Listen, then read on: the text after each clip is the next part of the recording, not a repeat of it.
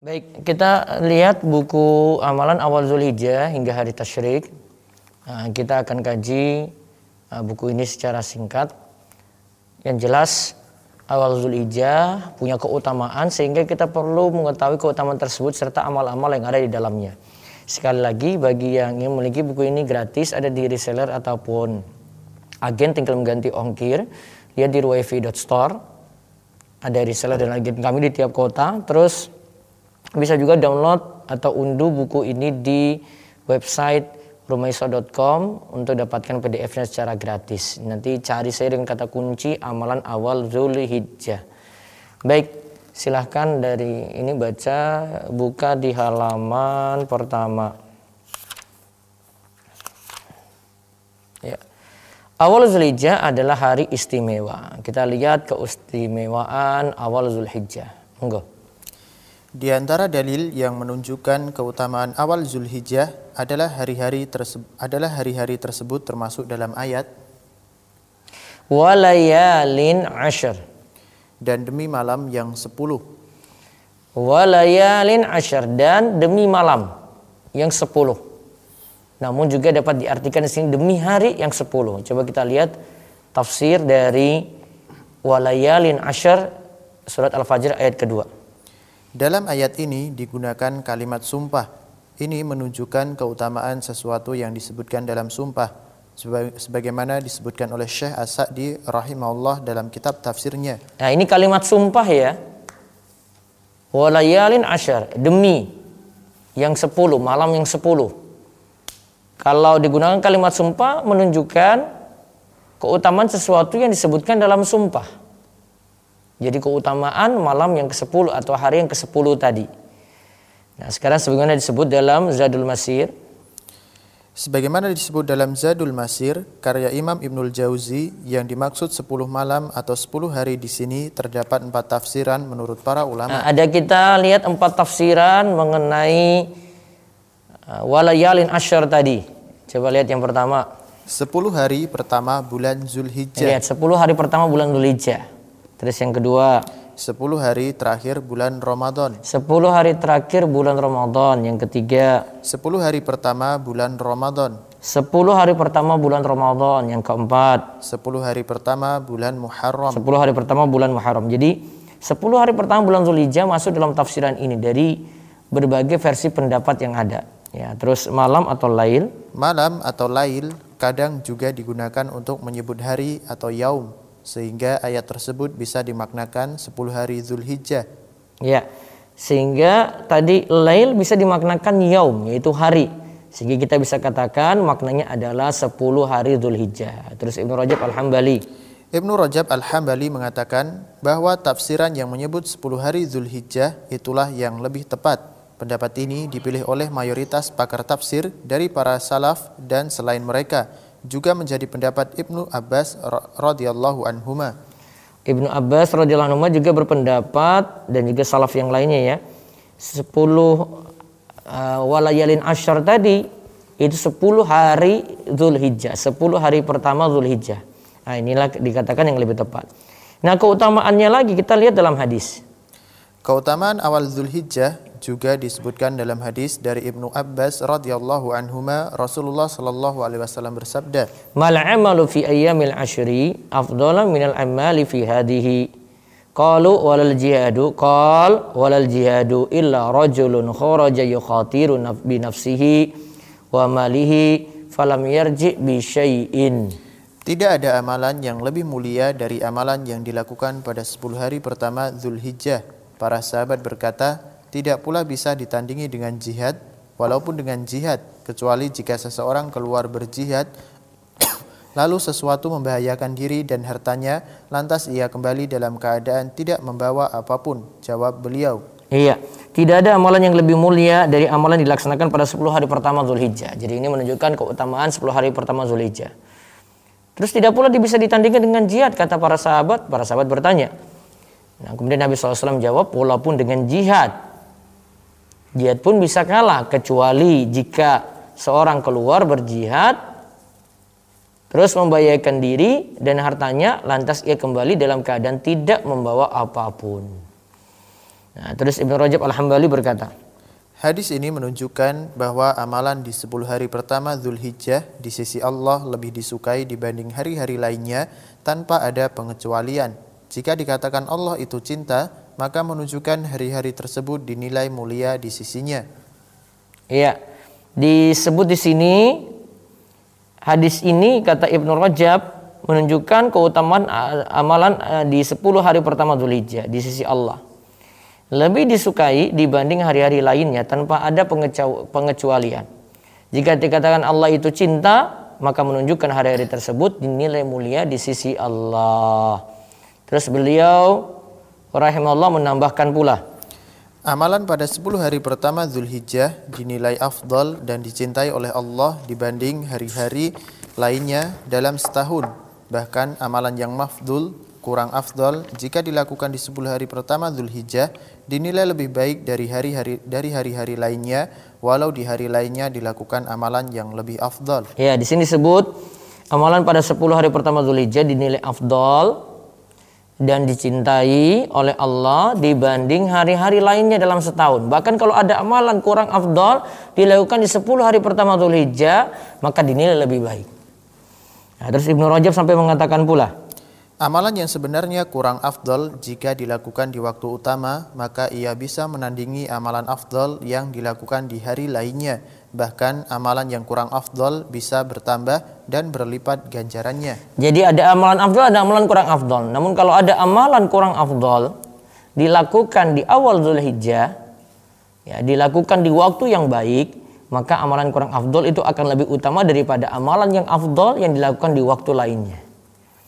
Nah, ini keutamaan awal Dzulhijjah kayak gitu. Lantas manakah yang lebih utama? Lantas, manakah yang lebih utama? Apakah 10 hari pertama Dzulhijjah atau 10 malam terakhir bulan Ramadan? Nah, sekarang perbandingannya ya. Mana yang lebih utama? 10 hari pertama Dzulhijjah atau 10 malam terakhir Ramadan? Ini dibandingkan oleh para ulama. Mana yang lebih afdol di sini? Ibnu Qayyim rahimahullah dalam Zadul Ma'ad memberikan penjelasan yang bagus tentang masalah ini. Beliau berkata langsung, 10 malam terakhir bulan Ramadan lebih utama dari 10 malam pertama dari bulan Dzulhijjah, dan 10 hari pertama Dzulhijjah lebih utama dari 10 hari terakhir Ramadan. Dari penjelasan keutamaan seperti ini, hilanglah kerancuan yang ada. Jelaslah bahwa 10 hari terakhir Ramadan lebih utama ditinjau dari malamnya, sedangkan 10 hari pertama Dzulhijjah lebih utama ditinjau dari hari siangnya, karena di dalamnya terdapat hari Nahar atau kurban, hari Arafah, dan terdapat hari Tarwiyah 8 Dzulhijjah. baik. Kalau dilihat dari sisi malam, 10 malam terakhir Ramadan lebih afdal. Namun kalau dilihat dari sisi hari, ya, dilihat dari sisi hari, maka 10 hari pertama Dzulhijjah lebih afdal.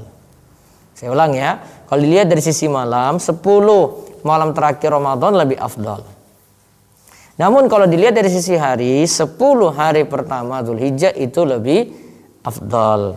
Ya, terus. Sebagian ulama mengatakan bahwa amalan pada setiap hari pada awal Dzulhijjah sama dengan amalan 1 tahun. Bahkan ada yang mengatakan sama dengan 1000 hari. Sedangkan hari Arafah sama dengan 10.000 hari. Sebagian ulama mengatakan amalan pada setiap hari dari awal Dzulhijjah sama dengan amalan 1 tahun. Sampai mereka misalkan seperti itu ya. Bahkan ada yang mengatakan sama dengan 1000 hari. Sedangkan hari Arafah sama dengan 10.000 hari. Kalau hari awal Dzulhijjah itu 1000 hari, sama dengan 1000 hari keutamaannya ya. Kalau hari Arafah 10.000 hari, sampai mereka bandingkan dengan angka ini. Coba kita lihat lagi keutamaan ini. Keutamaan ini semua berlandaskan pada riwayat fadhail yang lemah atau dhaif. Nah, namun riwayatnya lemah. Namun hal ini tetap menunjukkan keutamaan beramal pada awal Dzulhijjah berdasarkan hadis sahih seperti hadis Ibnu Abbas yang disebutkan di atas. Mujahid mengatakan amalan di 10 hari pada awal bulan Dzulhijjah akan dilipat gandakan. Nah, amalan di 10 hari pada awal bulan Dzulhijjah itu akan dilipat gandakan. Kita lihat ya. Kesimpulannya dari dalil tadi, walayalin asyar, dan demi malam yang 10 menunjukkan keutamaan 10 hari pertama Dzulhijjah berdasarkan penafsiran tadi ya. Terus kalau dibandingkan dengan 10 malam terakhir Ramadan, kalau dilihat dari sisi malam 10 hari terakhir Ramadan itu lebih afdol. Namun kalau dilihat dari sisi hari atau siang, 10 awal Dzulhijjah itu lebih afdol karena di dalamnya itu ada hari Tarwiyah, ada hari Arafah, dan ada hari kurban. Ya. Dan yang terakhir tadi disebutkan sampai para ulama itu bandingkan kalau hari-hari awal Dzulhijjah itu seperti beramal 1000 hari. Ada yang katakan kalau hari Arafahnya sama dengan 10.000 hari.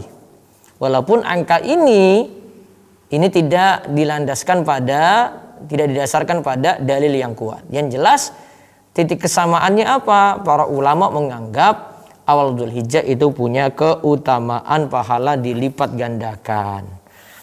Nah, sekarang jemaah sekalian, apa saja amalan pada awal Dzulhijjah? Baik, baca. Pertama, puasa sunnah. Disunahkan untuk memperbanyak puasa dari tanggal 1 hingga 9 Dzulhijjah karena Nabi SAW mendorong kita untuk beramal soleh ketika itu, dan puasa adalah sebaik-baik amalan soleh. Nah, pertama bisa puasa sunnah. Nanti kita lihat rinciannya ya, dari tanggal 1 sampai 9. Memilih 9 hari. Ya, memilih 9 hari. Nah, ini sebaik-baik amal soleh. Terus yang kedua, takbir dan zikir. Takbir dan zikir. Ya, takbir dan zikir. Kita disuruh memperbanyak takbir dan zikir, dan ini namanya sunnah qauliyah. Artinya sunnah Nabi dari sisi ucapan. Ya, sunnah Nabi dari sisi ucapan. Yang termasuk amalan soleh. Yang termasuk amalan soleh juga adalah bertakbir, bertahlil, bertasbih, bertahmid, beristighfar, dan memperbanyak doa. Disunahkan untuk mengangkat atau mengeraskan suara ketika bertakbir di pasar, jalan-jalan, masjid, dan tempat-tempat lainnya. Nah, jadi awal Dzulhijjah dianjurkan bertakbir, dan takbirnya takbir mutlak. Bisa dengan bentuk takbir apa saja, ya. Kemudian disunahkan dilakukan di mana saja. Mau di masjid, mau di jalan-jalan. Kalau kita sekarang banyak stay di rumah, berarti di rumah banyak takbir itu. Imam Bukhari rahimahullah menjelaskan, wa qala Ibnu Abbasin waskurullah fi ayami ma'lumat ayamul ashri wal ayamul ma'dudat ayamut tasyrik. Wa kana Ibnu Umar wa Abu Hurairah yakhrujani ila suqi fi ayamil ashri yukabbirani wa yukabbirun nasu bitakbirihima wa kabbara Muhammad ibnu Ali khalfan nafilati. Ibnu Abbas radhiyallahu anhuma berkata, berzikirlah kalian kepada Allah di hari-hari yang ditentukan, yaitu 10 hari pertama Dzulhijjah dan juga pada hari-hari tasyrik. Nah, di sini disebut zikir pada awal Dzulhijjah dan hari tasyrik sampai tanggal 13 berarti. Terus Ibnu Umar dan Abu Hurairah pernah keluar ke pasar pada 10 hari pertama Dzulhijjah. Lalu mereka bertakbir, lantas manusia pun ikut bertakbir. Muhammad bin Ali pun bertakbir setelah sholat sunnah. Lihat di sini, Ibnu Umar dan Abu Hurairah pernah keluar ke pasar. Mereka keluar ke pasar pada 10 hari pertama Dzulhijjah. Mereka takbir di situ. Allahu Akbar gitu. Mereka ucapkan takbir. Muhammad bin Ali pun bertakbir setelah sholat sunnah. Jadi setelah sholat sunnah juga boleh. Dan ini prakteknya tadi kapan? Awal Dzulhijjah, 10 hari pertama Dzulhijjah, dan juga hari tasyrik. Nah, catatan, coba kita lihat. Perlu diketahui bahwa takbir itu ada 2 macam, yaitu takbir mutlak tanpa dikaitkan dengan waktu tertentu, dan takbir muqayyad dikaitkan dengan waktu tertentu. Takbir ada 2 ya jamaah, yaitu takbir mutlak dan takbir muqayyad. Ya, takbir mutlak dan takbir muqayyad. Takbir mutlak itu tidak dikaitkan dengan waktu. Bebas berarti ya, mau di masjid, waktunya mau siang, waktunya mau malam, tempatnya bebas. Sedangkan takbir muqayyad dikaitkan dengan waktu tertentu, yaitu ba'da sholat. Kalau disebut takbir muqayyad, takbir yang terikat. Kalau takbir mutlak, takbir bebas. Ya. Nah, terus takbir awal Dzulhijjah. Takbir awal Zulhijjah bersifat mutlak, artinya tidak dikaitkan pada waktu dan tempat tertentu. Jadi boleh dilakukan di pasar, masjid, dan saat berjalan. Takbir tersebut dilakukan dengan mengeraskan suara khusus bagi laki-laki. Takbir awal Zulhijjah bersifat mutlak. Berarti takbir bebas ya. Mau dilakukan pada waktu dan tempat manapun silahkan. Bisa di pasar seperti tadi praktek dari Ibnu Umar dan Abu Hurairah. Bisa di masjid dan bisa saat berjalan. Nah, takbir tersebut dilakukan dengan mengeraskan suara khusus bagi laki-laki ya.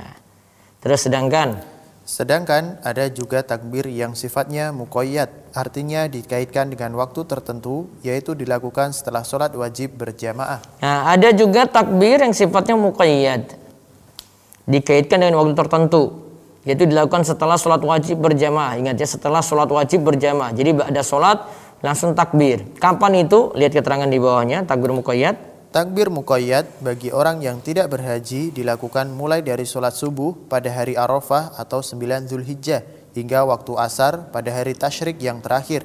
Adapun bagi orang yang berhaji dimulai dari sholat zuhur hari Nahr atau 10 Zulhijjah hingga hari tasyrik yang terakhir. Nah, takbir muqayyad di sini dilihat ada orang yang tidak berhaji dan ada orang yang sedang berhaji. Kalau yang tidak berhaji mereka takbir muqayyadnya mulai dari waktu subuh ya, dari hari Arafah tanggal 9 Zulhijjah sampai ya hari tasyrik terakhir pada waktu asar. Setiap ba'da sholat mereka takbir ya.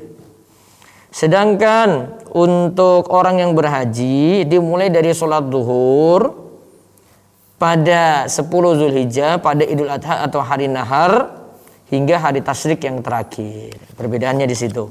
Terus cara bertakbirnya lihat di sini ucapannya Allahu Akbar, Allahu Akbar. Mau 3 kali juga bisa. Allahu Akbar. La ilaha illallah wallahu akbar, Allahu akbar walillahil hamd. Boleh. Terus yang ketiga, menunaikan haji dan umrah. Amalan yang berikutnya menunaikan haji dan umrah. Terus yang keempat lanjut. Memperbanyak amalan soleh. Seperti sholat, sedekah, membaca Al-Quran, dan beramar ma'ruf nahi munkar. Tadi yang punya kemampuan untuk haji umrah, dia umrah haji di awal Zulhijjah. Ya, namun untuk yang haji nanti dimulai dari tanggal 8, dari hari Tarwiyah. Ya, nanti berada di Mina dulu di hari Tarwiyah, baru kemudian tanggal 9-nya nanti ke Arafah, tanggal 10-nya itu lepas dari Arafah menuju Musdalifah dan Mina. Nah, terus yang keempat di sini memperbanyak amalan soleh secara umum. Ada sedekah silakan diperbanyak di awal-awal Zulhijjah, membaca Al-Quran, beramar ma'ruf nahi munkar, nah itu diperbanyak. Nah, terus sedangkan amalan yang kelima berkurban. Baca. Di hari Nahr atau 10 Zulhijjah dan hari tasyrik disunahkan untuk berkurban. Bahkan berkurban itu lebih utama dari sedekah yang senilai kurban sebagaimana dikatakan oleh Ibnul Qayyim rahimahullah. Bahkan berkurban itu lebih utama dari sedekah yang senilai kurban. Artinya berkurban itu lebih utama dari sedekah yang senilai kurban. Sebagaimana dikatakan oleh Imam Ibnul Qayyim. Terus yang keenam bertaubat. Termasuk yang ditekankan pula di awal Zulhijjah adalah bertaubat dari berbagai dosa dan maksiat serta meninggalkan tindak zalim terhadap sesama. Juga bertobat, menyesal, kemudian meninggalkan maksiat, bertekad tidak mau mengulangi lagi maksiat tersebut. 3 syarat tobat ya, menyesal, kemudian meninggalkan maksiat, kemudian yang ketiga bertekad tidak mau mengulangi lagi maksiat tersebut.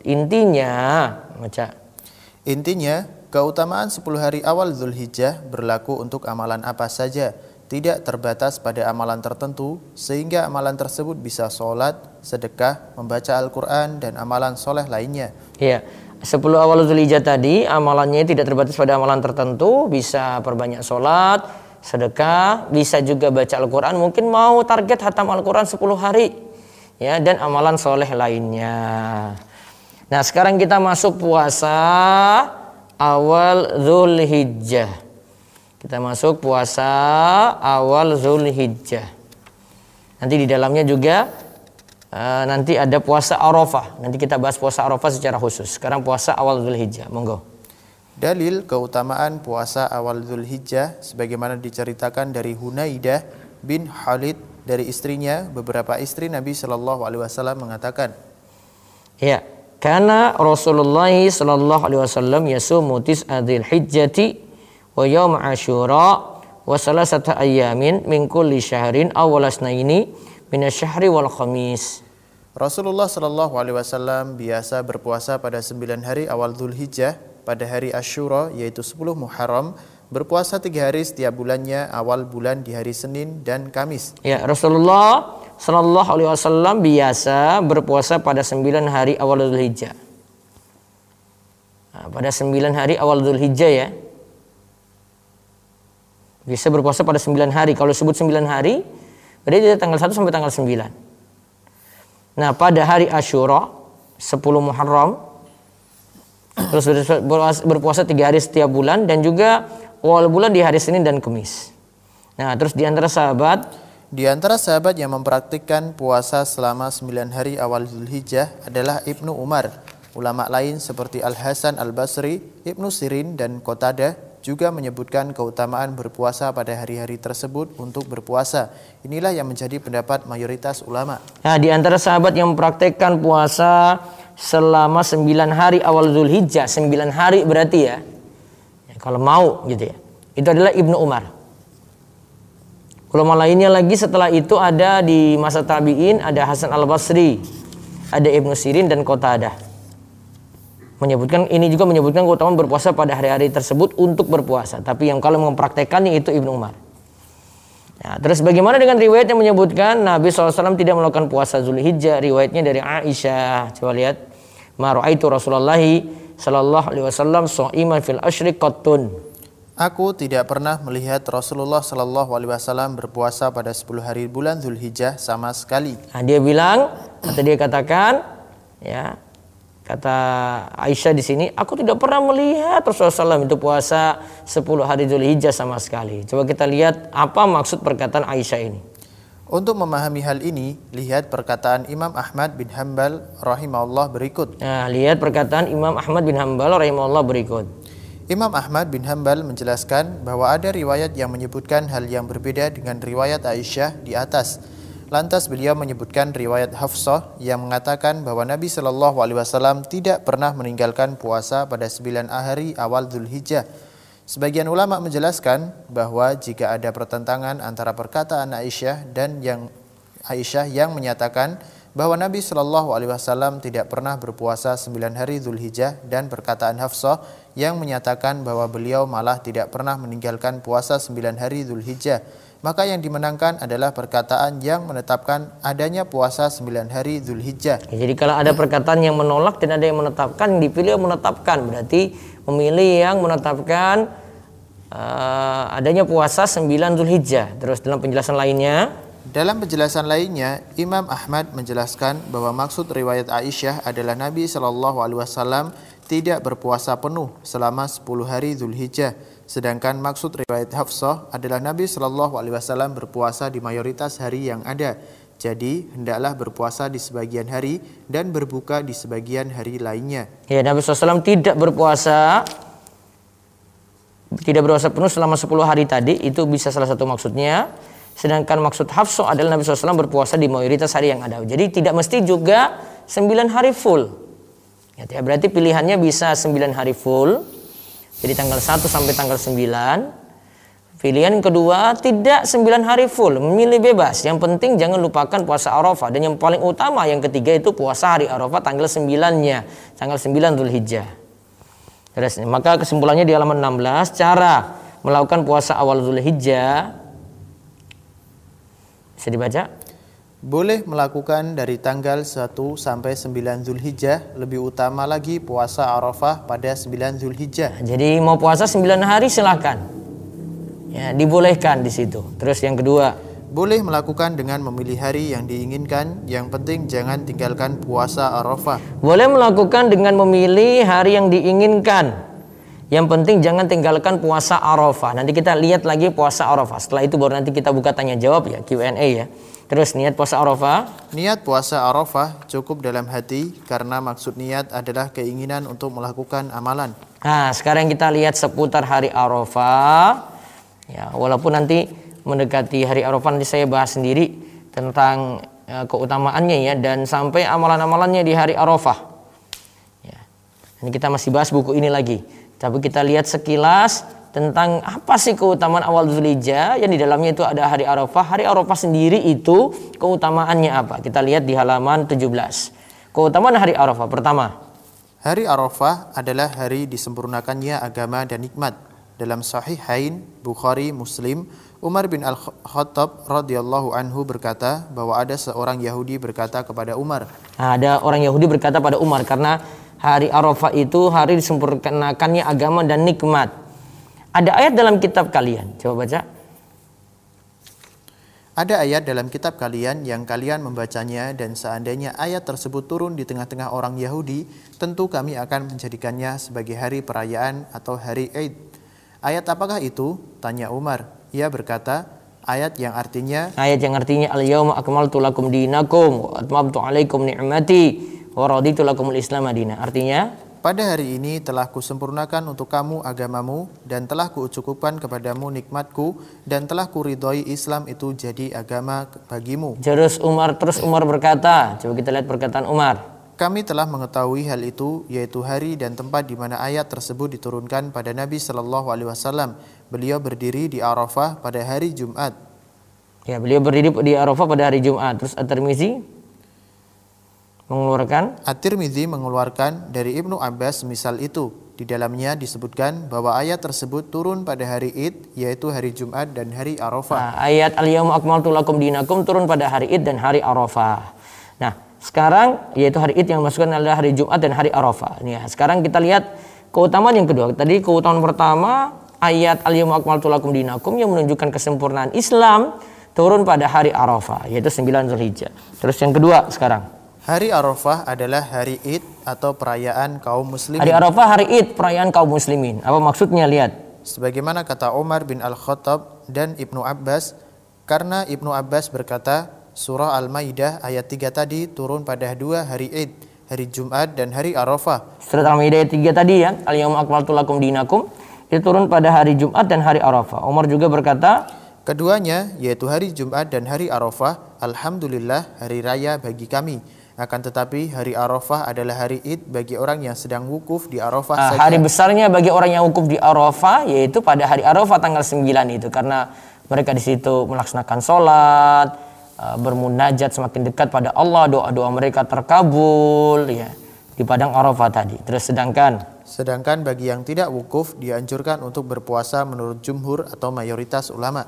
Sedangkan bagian tidak wukuf dianjurkan untuk berpuasa tanggal 9 Dzulhijjah tadi, berpuasa menurut jumhur atau mayoritas ulama. Terus yang ketiga, hari Arafah. Hari Arafah adalah Asy-Syaf'u, penggenap. Terus yang Allah bersumpah dengannya, sedangkan hari Idul Adha, hari Nahr, disebutkan Al-Watr, ganjil. Inilah yang disebutkan dalam ayat Wasyaf'i wal watr, dan demi yang genap dan yang ganjil. Yang genap tadi itu tanggal 10-nya hari Idul Adha-nya kan, Al-Watr itu hari Arafahnya. Atau di sini disebutkan sebaliknya ya.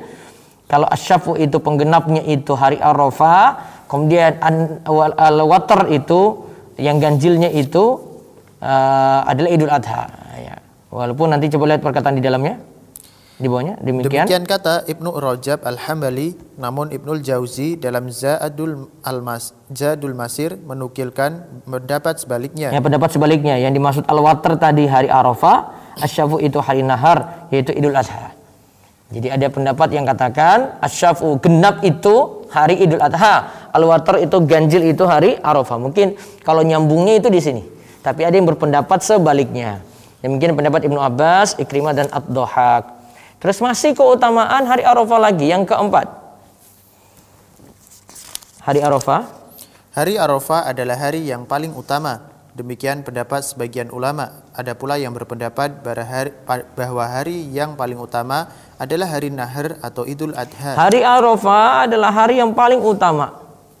Demikian pendapat sebagian ulama. Ada pula yang berpendapat bahwa hari yang paling utama adalah hari Nahr atau Idul Adha. Yang jelas hari Arafah masih dikatakan hari yang utama.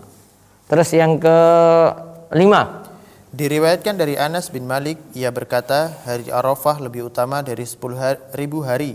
Atha berkata, barang siapa berpuasa pada hari Arafah, maka ia mendapatkan pahala seperti berpuasa 2000 hari. Barang siapa berpuasa pada hari Arafah, maka ia mendapatkan pahala seperti berpuasa 2000 hari. Ya, ini kata Atha. Kata Anas bin Malik, hari Arafah lebih utama daripada 10.000 hari. 10.000 hari. Nah, itu.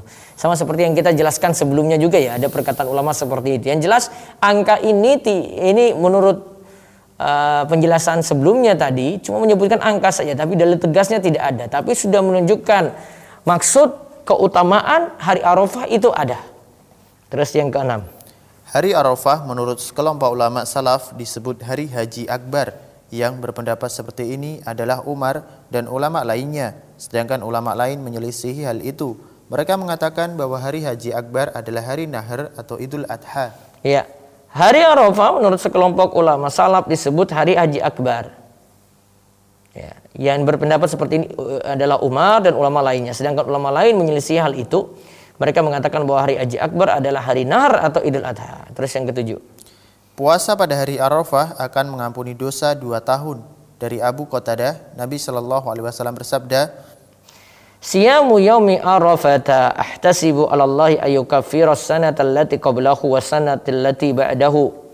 Wa siyamu yaumi Asyura ahtasibu 'ala Allahi ayyukaffira as-sanata allati qablahu. Puasa Arafah 9 Zulhijjah dapat menghapuskan dosa setahun yang lalu dan setahun akan datang. Puasa Asyura yaitu 10 Muharram akan menghapuskan dosa setahun yang lalu. Ya, puasa Arafah 9 Zulhijjah ini menghapus dosa setahun yang lalu dan setahun yang akan datang. 2 tahun berarti ya. Puasa Arafah. Terus puasa Asyura 10 Muharram akan menghapuskan dosa setahun yang lalu. Terus yang ke-8 hari Arafah. Hari Arafah adalah hari pengampunan dosa dan pembebasan dari siksa neraka. Iya. Hari Arafah adalah hari pengampunan dosa dan pembebasan dari siksa neraka. Dari Aisyah radhiyallahu anha, ia berkata bahwa Rasulullah sallallahu alaihi wasallam bersabda, "Ma min yaumin aktsara min ayyutikallahu fihi abdan minan nari min yaumi Arafata wa innahu la yadnu summa yubahi bihimul malaikata fayaqulu ma arada haula." Di antara hari yang Allah banyak membebaskan seseorang dari neraka adalah hari Arafah. Dia akan mendekati mereka lalu akan menampakkan keutamaan mereka pada para malaikat. Kemudian Allah berfirman, apa yang diinginkan oleh mereka? Hadis riwayat Muslim. Ini tadi menunjukkan keutamaan hari Arafah, hari pengampunan dosa dan pembebasan dari siksa neraka. Terus Allah pun begitu bangga dengan orang yang wukuf di Arafah. Jadi Abdullah bin Amr bin Al-As radhiyallahu anhuma, ia berkata bahwa Nabi sallallahu alaihi wasallam bersabda, "Innallaha azza wa jalla yubahi malaikatahu asyiyata Arafata bi ahli Arafata fayaqulu unzuru ila ibadi atuni syu'san ghubura." Ya. Sesungguhnya Allah berbangga kepada para malaikatnya pada sore Arafah dengan orang-orang di Arafah dan berkata, lihatlah keadaan hambaku, mereka mendatangiku dalam keadaan kusut dan berdebu. Ya, bahasan ini dikembangkan dari penjelasan Ibnu Rajab Al-Hambali dalam Lataiful Ma'arib. Nah, terus saya pending dulu untuk hari Arafah, saya bahas nanti sendiri kalau mendekati hari Arafah.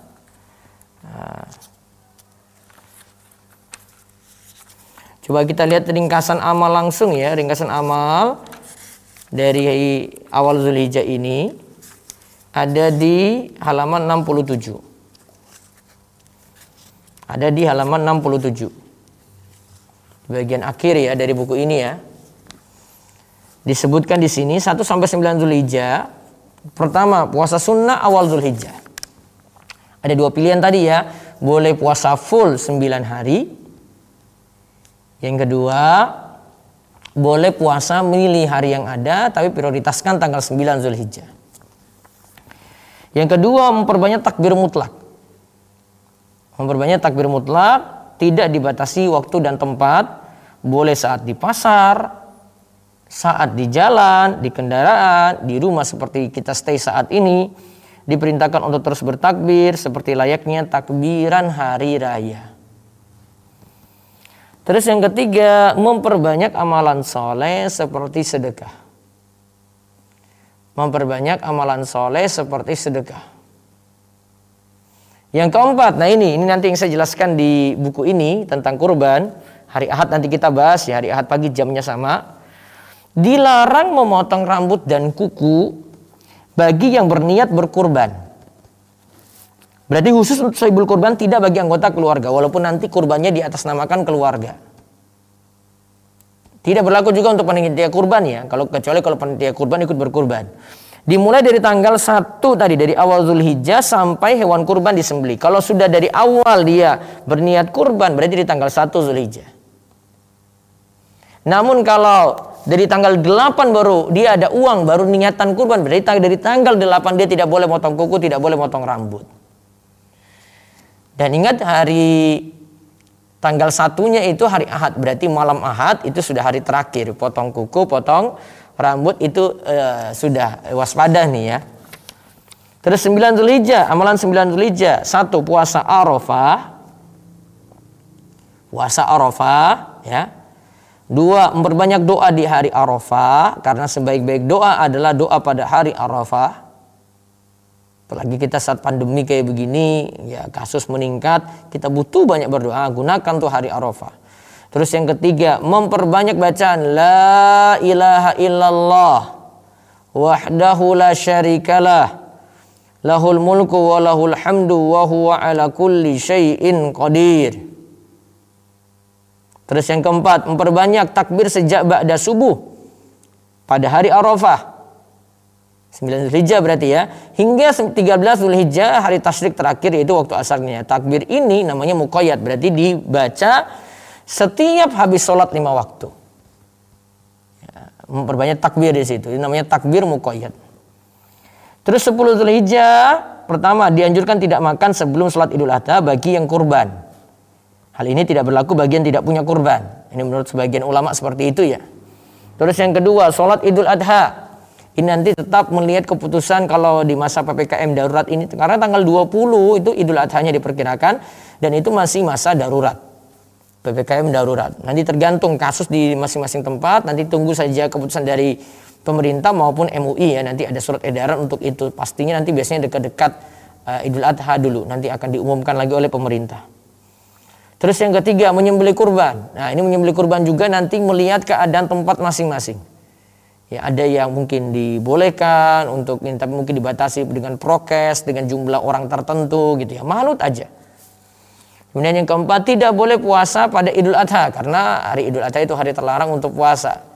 Yang kelima, sudah boleh motong rambut dan kuku bagi sahibul kurban yang kurbannya disembelih tanggal itu, 10 Zulhijjah. Kemudian hari-hari tasyrik 11, 12, 13 Zulhijjah. Pertama, penyembelihan kurban amalannya. Masih boleh menyembelih kurban sampai hari tasyrik terakhir tanggal 13. Yang kedua, tidak boleh puasa pada hari tasyrik. Tidak boleh puasa pada hari tasyrik. Yang ketiga, memperbanyak zikir. Memperbanyak zikir. Yang keempat, memperbanyak doa sapu jagat. Rabbana atina fid dunya hasanah wa fil akhirati hasanah wa qina adzabannar, hari tasyrik. Yang kelima, hari makan dan minum. Maka situ tidak boleh puasa, bebas makan dan minum karena masih ada daging kurban. Yang keenam, hari bersyukur. Karena ketika itu kita mendapatkan nikmat, masih dibolehkan menyantap makanan dan daging kurban. Wallahu a'lam. Nanti tentang hari Arafah dan Idul Adha serta hari tasyrik kita bahas sendiri.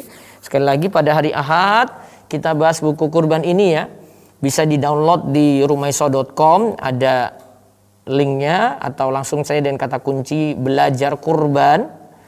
Atau yang ingin memiliki buku fisiknya masih ada secara gratis di reseller dan agen ruwaifi.store. Buka saja www.ruwaifi.store, cek situ ada resellernya, kontak-kontaknya, dihubungi, atau agennya. Ya, kalau dekat tinggal ambil saja di tempat, atau butuh diantar ya ganti ongkos kirim saja. Dan ini jadi panduan untuk hari Ahad besok Ahad kita bahas ini ya, tentang panduan kurban. Ini penting sekali ilmu ini ya, karena bagi yang berkurban butuh ilmu ini. Atau kalau tahun ini tidak bisa berkurban karena mungkin diperketat oleh pemerintah karena memandang maslahat ya, dan melihat ya, keadaan sekitar, ya sudah jadi bekal ilmu untuk kita sekalian. Baik, selanjutnya kita lanjut tanya jawab. Bisa lewat chat Zoom dulu monggo, nanti sambil saya pantau juga di YouTube Rumaiso TV. Monggo yang di Zoom silahkan. Baik Ustaz, biasanya Assalamualaikum warahmatullahi wabarakatuh Ustaz. Waalaikumsalam warahmatullahi wabarakatuh. Ustaz, ingin bertanya, apakah boleh jika ingin berkurban memotong hewan kurban sendiri dan membagi dagingnya juga sendiri ke keluarga dan pakai? Dibolehkan seperti itu, mungkin kalau saat ini lebih aman ya. Tapi ya kan kurban itu nggak hanya nyembeli ya, dia juga nguliti sambil ambil dagingnya. Kalau memang mampu silahkan untuk lakukan sendiri. Terus berikutnya lagi silakan di chat dulu monggo. Ustaz, saya mau berkurban 1 kambing, tapi saya juga mau sekalian niatkan untuk saya dan keluarga inti. Bolehkah dan apakah jika niatnya begitu, sekeluarga juga tidak boleh potong kuku atau hanya yang berkurban saja potong kuku? Taib, yang tidak boleh potong kuku, potong rambut itu hanya yang jadi sohibul kurban. Ya, nama yang berniat di situ. Walaupun nanti disertakan. Misalnya Pak Joko dan keluarga. Pak Joko ini yang tadi tidak boleh potong kuku, potong rambut, keluarganya masih boleh. Karena itu cuma disebutkan untuk yang sohibul kurban saja. Yang satu keluarga tidak, istri anaknya tidak. Nah, itu yang harus dipahami. Nanti saya akan jelaskan di sini tentang larangan itu. Insya Allah hari Ahad kita bahas. Tapi ingat, dari malam Ahad besok ya, sudah tidak potong kuku dan potong rambut. Ya, kalau memang berniat berkurban untuk 10 Zulhijjah besoknya. Karena malam Ahad itu sudah masuk 1 Zulhijjah. Baik, satu lagi lewat chat baru kita jawab yang raise hand. Silakan. Ustadz, apakah yang dimaksud dengan ibadah kurang afdal yang disebutkan tadi, dan bolehkah 9 hari puasa full? Baik, misalnya gini ya. Misalnya zikir, ada zikir ya. Zikir dibandingkan dengan bacaan Quran gitu. Bacaan Al-Quran dia lakukan di luar Ramadan gitu, ya. Kita bacaan Al-Quran, saya bacaan Al-Quran umum ya, bacaan Al-Quran itu umum, mau di luar Ramadan atau tidak ya. Tapi kalau dilakukan di awal Zulhijjah, maka jadi amalan utama. Walaupun ada amalan yang lain yang lebih utama dilakukan di luar Zulhijjah, tapi kalau sudah dilakukan di awal Zulhijjah, dia jadi amalan yang utama. Baik. Dari resen ada 3 itu, silakan pilih. Silakan Ummu Alesa. Silakan buka mic-nya. Ya, Assalamualaikum Ustaz. Waalaikumsalam warahmatullahi wabarakatuh. Silakan Izin bertanya Ustaz, ini kalau misalnya kita mau kurban atas nama orang tua yang sudah meninggal, boleh ya Ustaz ya? Boleh. Sampai itunya. Iya, pendapat paling kuat ya, itu nanti akan nyampe pada orang yang telah meninggal dunia. Oh gitu. Terus ini satu lagi Ustadz, kalau misalnya itu kita dapat jatah dari sohibul kurban gitu kan, ada daging gitu, apakah harus dihabiskan dalam waktu 3 hari itu? Tidak. Atau boleh disimpan di freezer. Apa ya Ustadz ya? Untuk beberapa hari ke depannya gitu. Setelah hari tasrik boleh. Oh gitu. Oh ya sudah. Itu aja Ustadz, terima kasih. Jazakumullah khairan.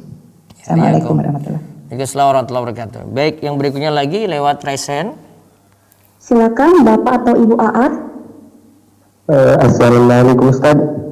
Ya, waalaikumsalam warahmatullahi wabarakatuh. Silakan. Apakah boleh kita tidak puasa full selama 9 hari? Usahakan yang hari Arafah puasa. Kalau tidak puasa tidak apa-apa. Kecuali kalau. Pertanyaan kedua Ustaz kan. Kenapa? Pertanyaan kedua Ustaz, kita kan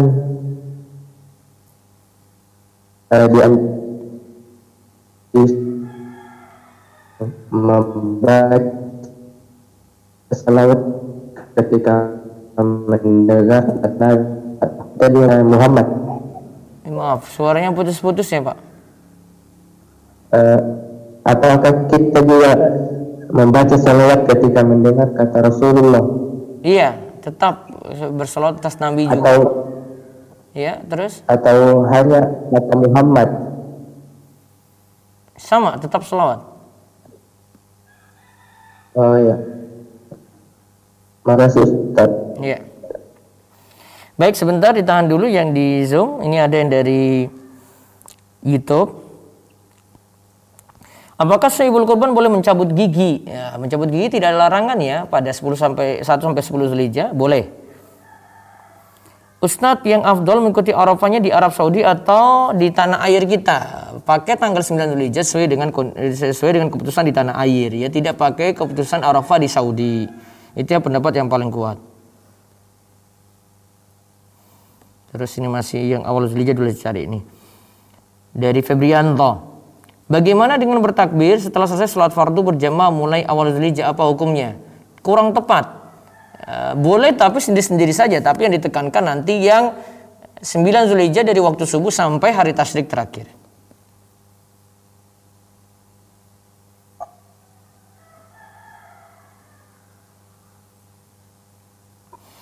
Masih lagi dari Zoom. Dari YouTube.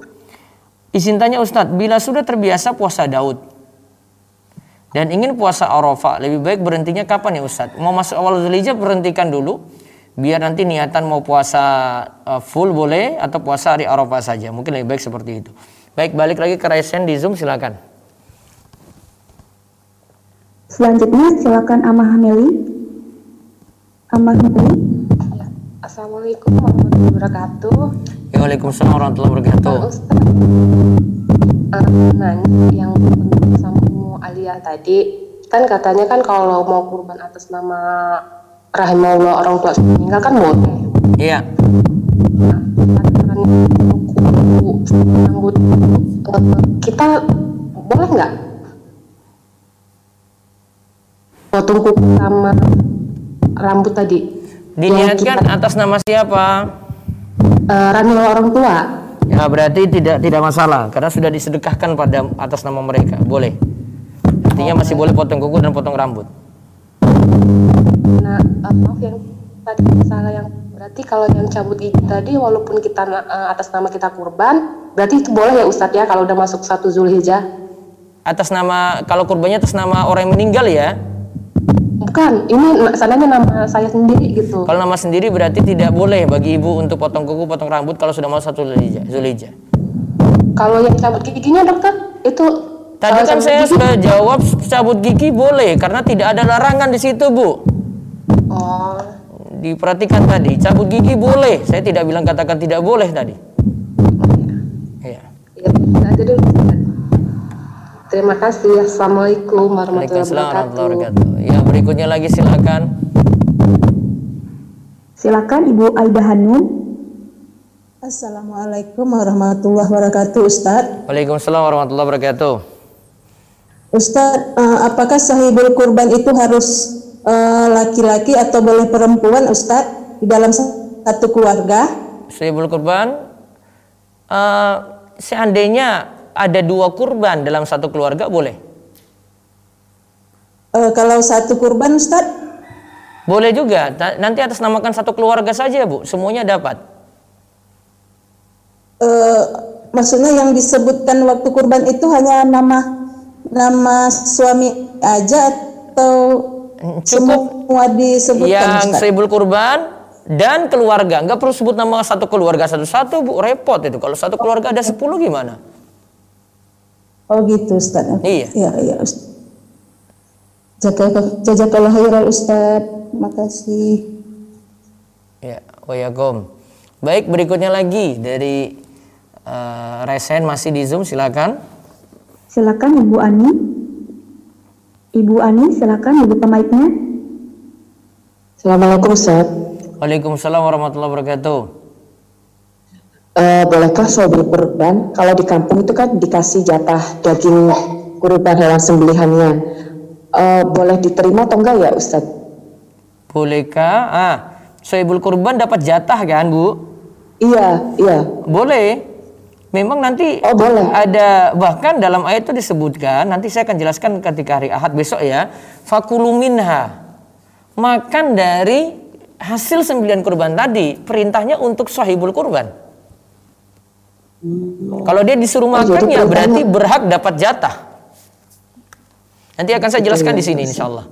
Besok Ahad ya, bisa download bukunya, di print sendiri. Kalau enggak dapat buku fisik, cuma ada di reseller dan agen kami di berbagai kota gitu. Ustazah. Ya. Jazakallahu khair. Waalaikumsalam warahmatullahi wabarakatuh. Terus baik, dari masih Resen lagi, silakan di Zoom. Silakan Bapak Budi. Bapak Budi. Assalamualaikum, maaf ini saya pakai nama suami saya. Iya, silakan Bu. Saya mau bertanya, di keluarga kami sudah ada satu korban, kemudian adik kami kebetulan memang belum mampu berkorban. Saya berniat memberikan sejumlah uang korban ke adik kami. Apakah boleh seperti itu Ustaz? Dan kemudian niatnya seperti apa ya? Kasih dia uang saja Bu, kasih dia uang saja, nanti biar dia gunakan untuk keperluan kurbannya. Untuk dia hadiah untuk uang saja Bu. Oh baik, ya baik, ya. Terima kasih. Baik.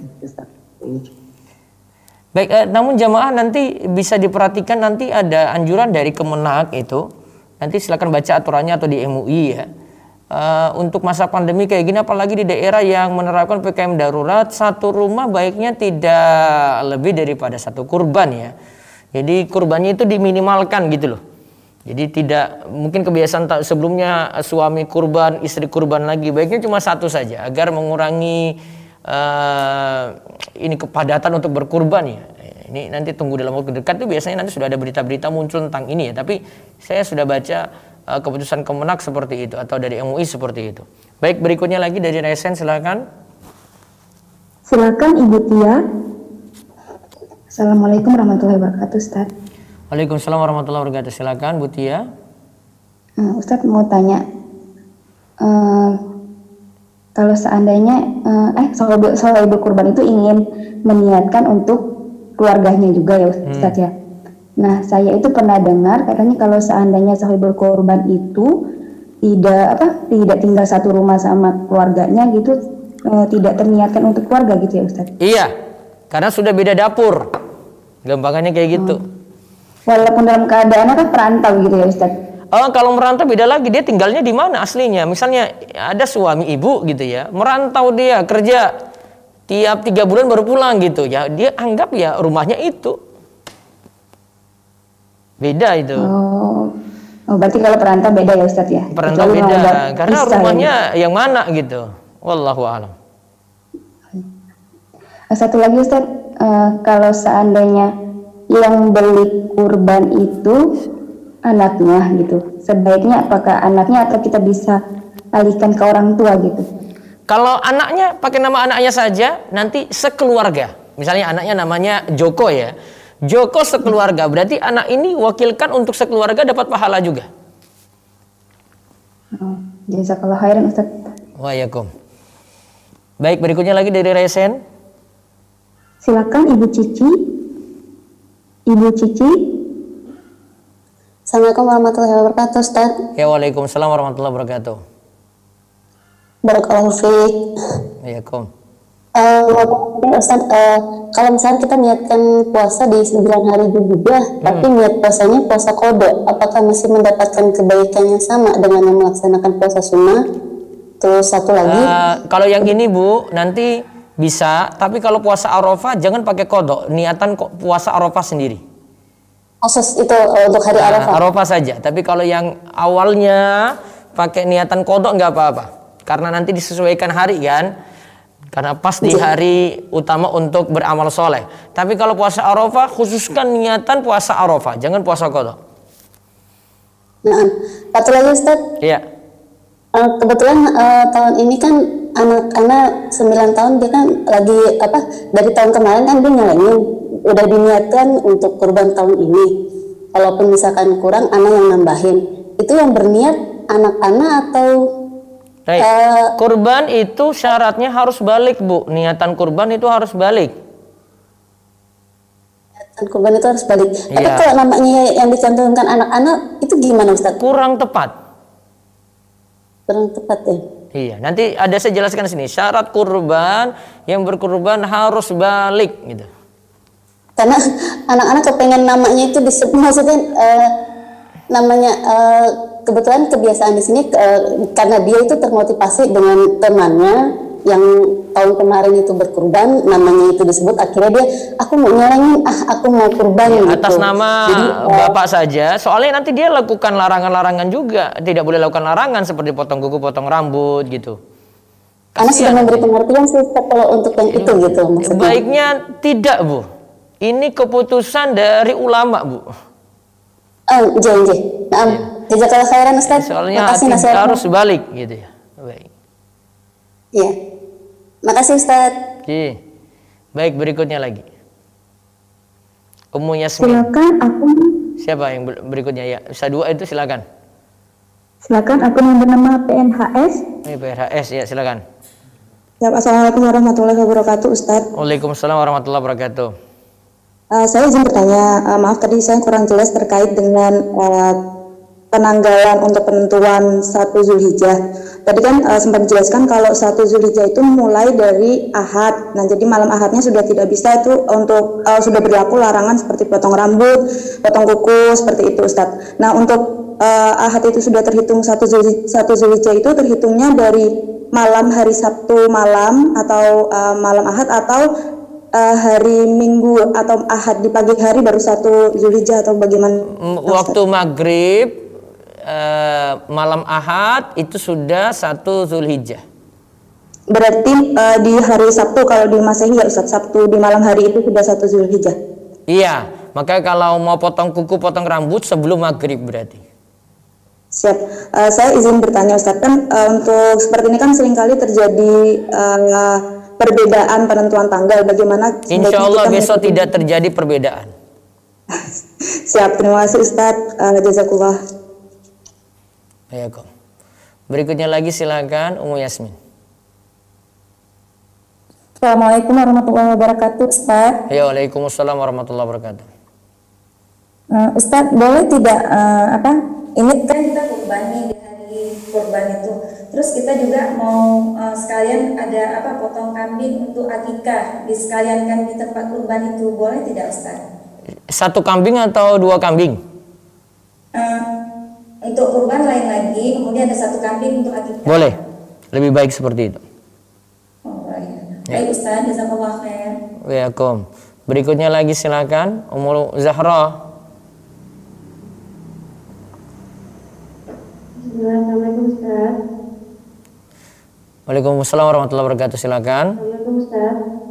Ya, silakan. Barusan Ustaz bilang kalau belum balik itu baiknya nggak berkorban. Waktu saya masih kecil dan belum tahu itu, papa saya pernah berkorban atas nama saya Ustaz, dan adik-adik juga belum pernah. Nanti pahalanya untuk orang tuanya. Itu asalnya untuk orang tua sebenarnya. Ya, ini saya sudah sebutkan di sini syarat berkurban muslim, orang bermukim, terus kaya, terus telah balik dan berakal. Bahkan ini saya lihat juga di mazhab Syafi'i juga sama seperti itu. Jadi pakai nama orang dewasa. Ya. Waalaikumsalam warahmatullahi wabarakatuh. Berikutnya lagi Ina Amalia, Bu Ina Amalia silakan.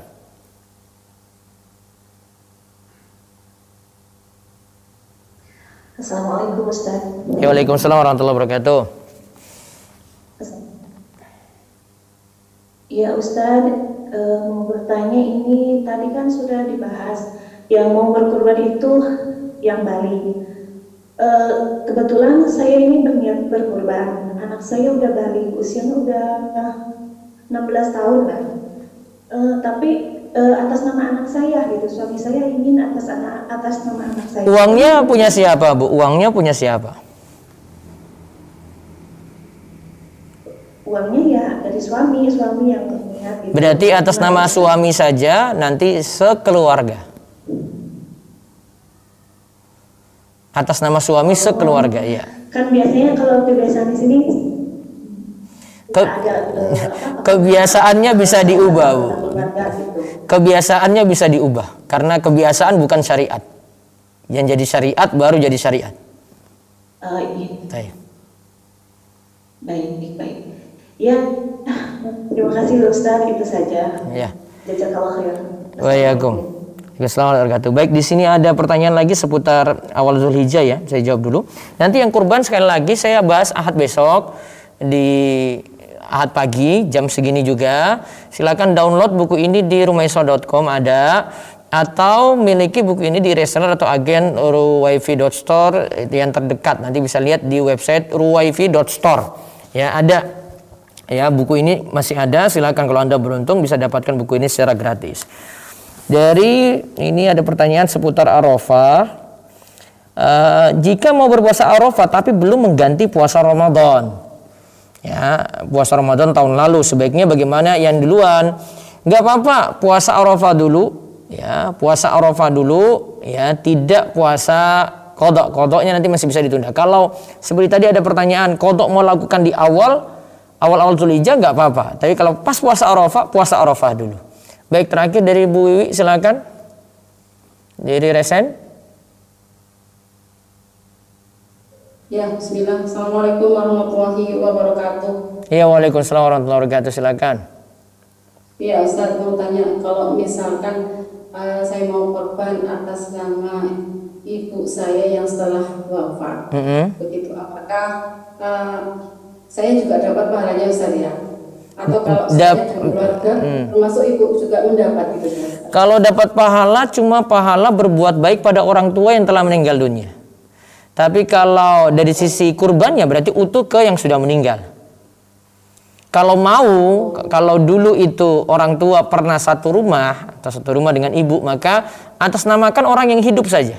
Maka pahala kurban untuk yang hidup, yang ada dulu satu rumah dan yang sudah meninggal dunia. Gitu. Oh gitu, ya Ustaz. Oke, paham Ustaz. Syukur, jazakallahu khair. Assalamualaikum warahmatullahi wabarakatuh. Baik, yang kurban ini banyak sekali pertanyaannya. Tunggu besok Ahad ya, saya bahas insya Allah nanti lewat Zoom yang sama. Untuk channel Rumaiso TV juga ya, monggo bisa diikuti hari Ahad jam 5:30 sampai jam 6:30 pagi, dan ada tanya jawab, bisa bertanya puas tentang belajar kurban ini. Ini bahasanya lengkap, bukunya kecil tapi bahasanya lengkap dari ya, syarat-syaratnya, ketentuannya, larangan tadi potong kuku, potong rambut, kemudian kalau penyembeliannya caranya bagaimana, pemanfaatan hasil kurban seperti apa, yang dilarang dari hasil kurban yang sudah kita peroleh, yang dilarang itu apa saja, ada dalam buku kecil ini. Sekali lagi bisa download di rumaiso.com atau dapatkan di reseller atau agen kami yang terdekat dengan tempat tinggal Anda. Demikian kita cukupkan, kita tutup dengan doa kafaratul majlis. Subhanakallahumma bihamdik, asyhadu an la ilaha illa anta, astaghfiruka wa atubu ilaik. Assalamualaikum warahmatullahi wabarakatuh.